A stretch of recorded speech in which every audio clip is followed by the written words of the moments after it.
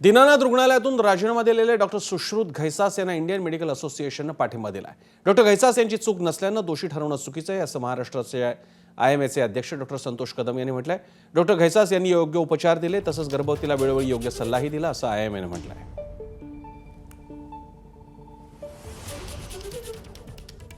Indian medical association नेमकं या सगळ्या प्रकरणाकडे कसं बघतंय? हे लक्षात घ्या की या पेशंटचा सुश्रुत घैसासांसोबत फार चांगले संबंध होते। या पेशंटला ओव्हरीचा कॅन्सर झाला होता आणि मागच्या 4 वर्षापासून फार अथक प्रयत्न करून या पेशंटला वाचवण्यात आलं होतं। ती किमोथेरपी, रेडिओथेरपी ह्या सगळ्या प्रकारची ट्रीटमेंट तिची झाली होती आणि डॉक्टर घैसास यांनी स्पष्टपणे कल्पना दिली होती की तू प्रेग्नंट राहू नकोस, कारण जर प्रेग्नंट राहिली तर गुंतागुंत होऊ शकते आणि तुझ्या जीवाला धोका होऊ शकतो। अचानकपणे ती सुश्रुत घैसासांना फोन करून आली, ओपीडी बेसिसवरती आली आहे। लक्षात घ्या ती ॲडमिशनला आली नव्हती, प्रेग्नंट होती 7 महिन्याची, ओपीडी बेसिसवरती आली। सुश्रुत घैसासांनी तिला ओपीडीमध्ये पाहिलं, थोडं सुश्रुत घैसास नाराज पण झाले। मी तुला प्रेग्नंट राहू नको असं सांगितलं होतं, तुझ्या जीवाला धोका आहे, तू बाळ अडॉप्ट कर असं सांगितलं होतं, तरीसुद्धा तू प्रेग्नंट का राहिलीस? पण त्याच्यानंतर मग पुढचा मुद्दा आला की ठीक आहे चला आता जे झालं ते झालं, परंतु तुझी सगळी तपासणी सगळे रिपोर्ट्स पाहिल्याच्यानंतर त्यांच्या लक्षात आला की तिचा प्लासेंटा म्हणजे वर खालच्या बाजूला आहे, प्लस ही बॅकग्राऊंड असल्याकारणाने ती अतिशय हाय रिस्क आहे। जरी ती लेबरमध्ये नाही आहे, जरी ती आता डिलिव्हरीमध्ये नाही आहे, पण तरीसुद्धा अशा पेशंटला ॲडमिटच करायला लागतं। म्हणून तिने सांगितलं की तुला आता आपण ॲडमिट करून घेऊ।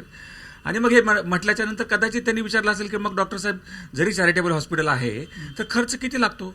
हे लक्षात घ्या की मागच्या वेळेला जेव्हा ती ॲडमिट झाली त्यावेळेला पण तिला खर्च आला होता की नाही? एवढ्या मोठ्या सर्जरी केल्या, कॅन्सर होता तिला, है ना, त्यातलं 50% त्या चॅरिटेबल हॉस्पिटलनी बिल माफ करून टाकलं, परंतु काहीतरी पैसे भरावे लागले। त्या हेतूनी बहुतेक नातेवाईकांनी त्यांना विचारलं असेल की साहेब किती खर्च येऊ शकतो डॉक्टर साहेब? तर डॉक्टर घैसासांची एकच चूक झाली की त्यांनी इस्टिमेट सांगितलं। तर याच्यानंतरचा कुठला भाग असतो माहिती आहे का? डॉक्टर लक्षात घ्या की डॉक्टर घैसास हे ट्रीटमेंट करणारे डॉक्टर आहेत, त्या ॲडमिनिस्ट्रेशनचा पार्ट नाही आहे, त्यांच्याकडे कंप्लीट फळी आहे ॲडमिनिस्ट्रेशनची।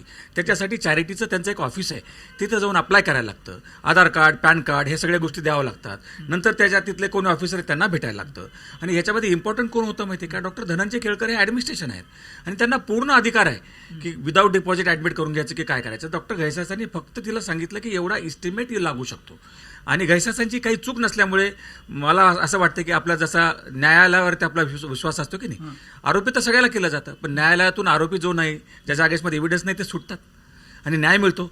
डॉक्टर घैसासाला सुद्धा महाराष्ट्र मेडिकल काउन्सिलमध्ये न्याय मिळेल असं मला वाटतं, कारण त्यांची काही चूक नाही। एबीपी माझा, उघडा डोळे बघा नीट।